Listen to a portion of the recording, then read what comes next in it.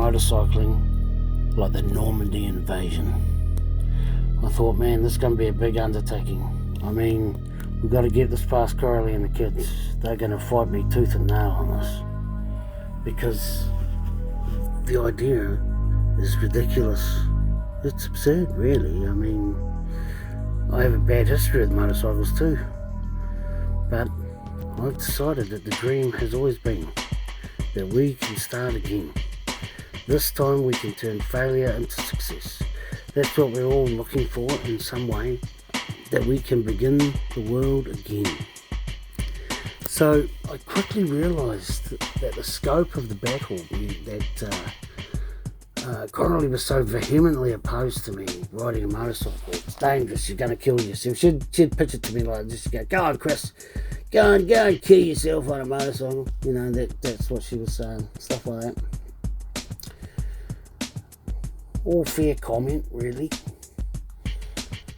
But I soon learnt with her that the motorcycle itself actually became almost immaterial.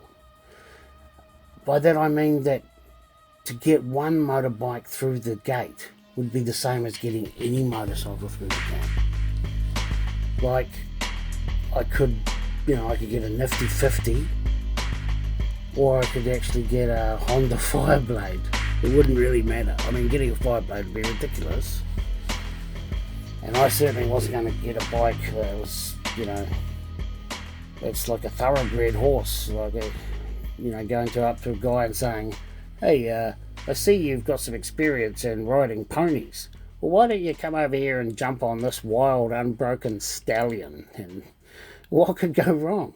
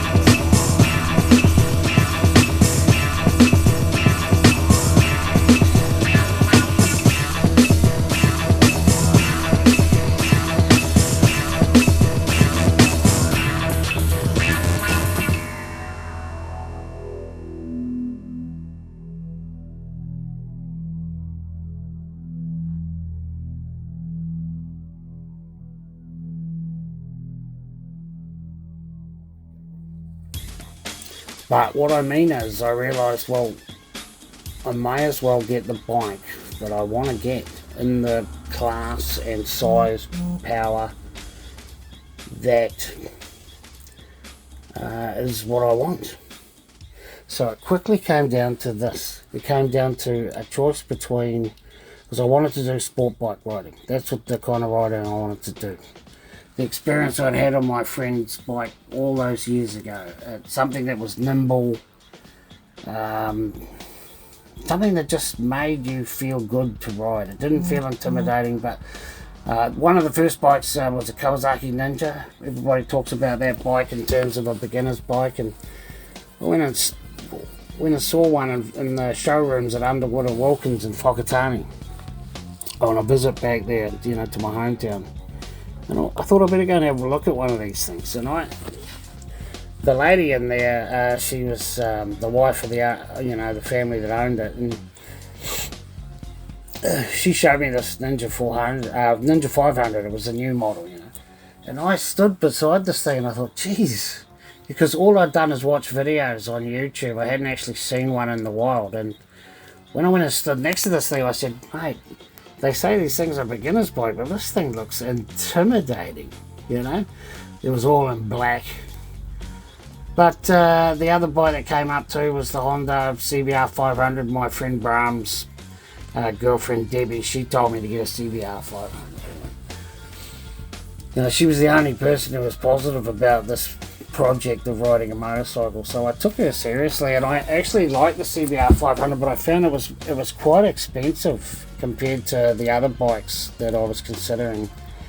And also I liked it in the red, that Grand Prix red. It looked pretty slick, and I couldn't, there's not many of those available. They're always in black or white, and they would still look good, but I've learned by experience that you've got to get everything you want in the first go. Don't if you're gonna do it, get it right the first time. So, and then there was Yamaha's R3, and I that bike was always sort of hovering in the background, and I liked the look of it. It was good. It seemed to me it was a little bit underpowered, because the thing they always tell you is you'll get bored quickly, and I wanted to get something that would be appropriate to it, because I treated myself as a complete beginner. I just discounted everything I'd done on a motorcycle before, which was crazy, because when I actually got back on it again, the muscle memory came back pretty quickly. But so those are the bikes it was coming down to, and I actually preferred the Ninja 400 from the previous iteration of the bike.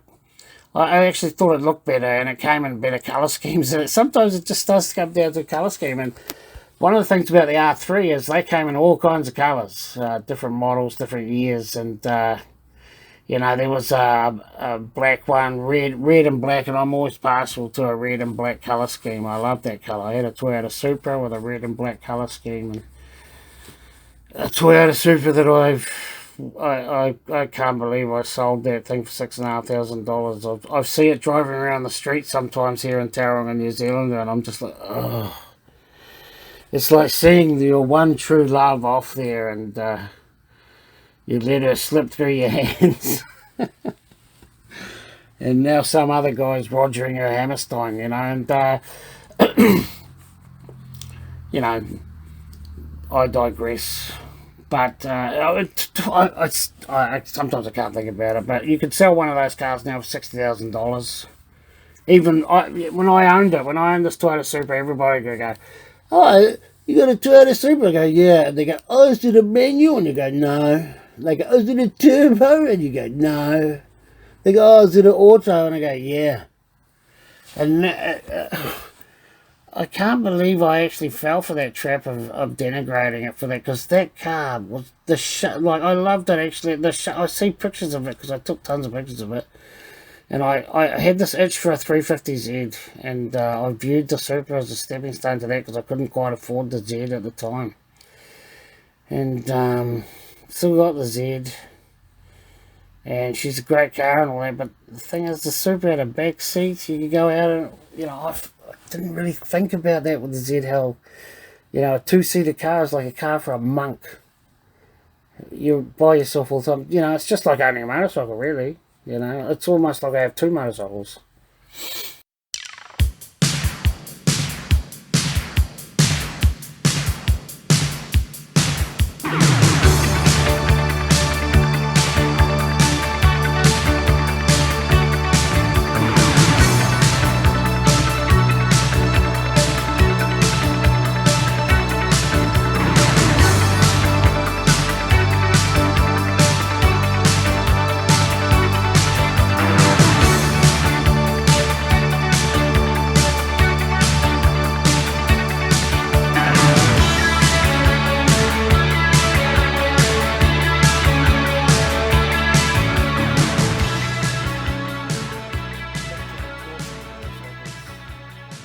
in the end there was something about the Yamaha R3 that it was also quite.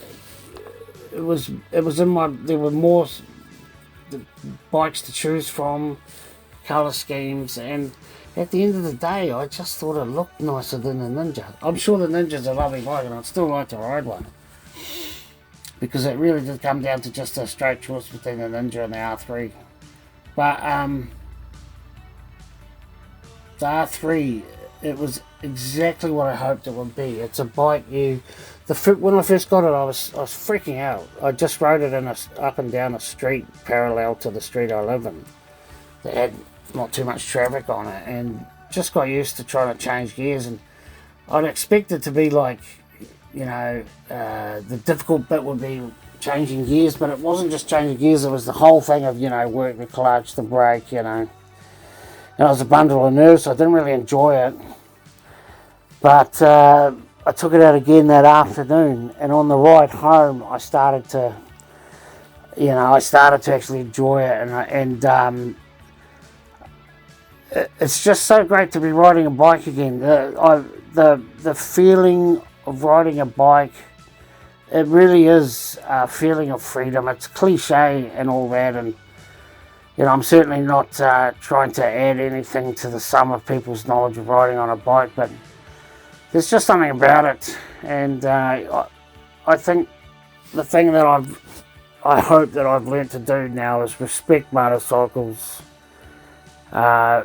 You'll get yourself into trouble if you don't respect them, and so far it's just been the greatest feeling ever, just so much fun.